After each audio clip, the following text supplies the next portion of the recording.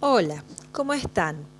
En la cátedra de ordenación de cuencas hídricas, hoy vamos a ver cuál es el método para determinar la precipitación promedio caída en una cuenca, con el método de Thiessen. Para la evaluación de la lluvia promedio en una región se tienen varios métodos. En particular, veremos el método del promedio aritmético y el método de los polígonos de Thiessen. El primer método se determina como el promedio de las medidas de los pluviómetros que están ubicados dentro de la cuenca. Este método se utiliza cuando los pluviómetros, por un lado, se distribuyen uniformemente en la cuenca y además las variaciones en las medidas son muy bajas, es decir, que la dispersión o desvío estándar con respecto a la media no supera el 10%.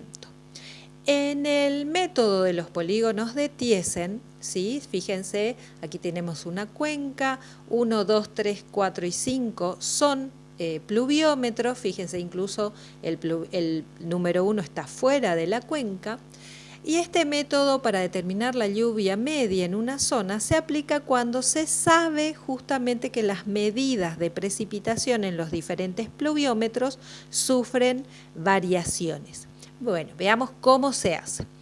En primer lugar, hay que unir los pluviómetros adyacentes con líneas rectas, como en este caso, y fíjense que nos quedan como figuras varios triángulos. Luego, hay que trazar las mediatrices a esas líneas que unen los distintos pluviómetros, recordando que una mediatriz es una línea recta perpendicular a un segmento y que parte de su punto medio. En este caso, fíjense ahí, con la línea roja más gruesa, han quedado determinados las mediatrices del triángulo 1 formado por los pluviómetros 1, 2 y 3.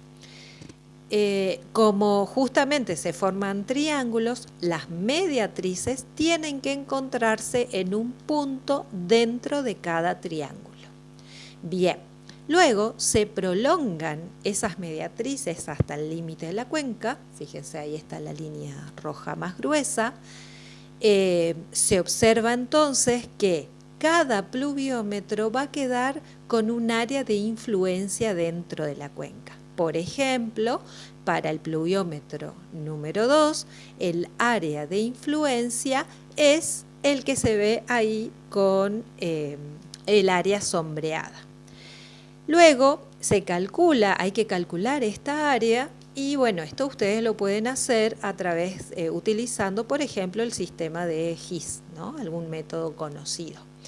El siguiente paso, además de medir esta área asociada a cada pluviómetro, es determinar un ponderador de área, ¿sí? Para ello vamos a ver un ejemplo en donde, vean aquí la tabla, tenemos los 5 pluviómetros, tenemos el registro de cuánto es la precipitación medida en cada pluviómetro y tenemos el valor del área en kilómetros cuadrados que está asociada a cada pluviómetro.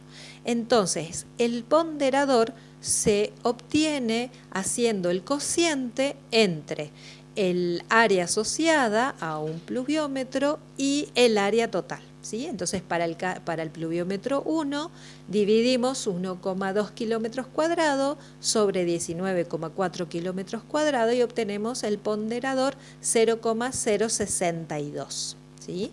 Entonces, ¿qué vamos a hacer? Finalmente, la precipitación ponderada se obtiene al multiplicar la precipitación medida en cada pluviómetro con ese factor ponderador.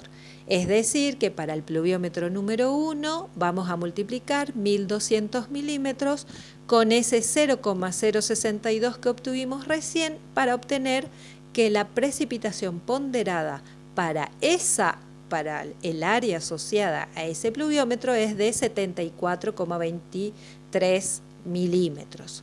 Entonces, para decir, bueno, cuánto es la precipitación promedio en la presente cuenca, hacemos la sumatoria y obtenemos 1351,7475 milímetros, ¿sí?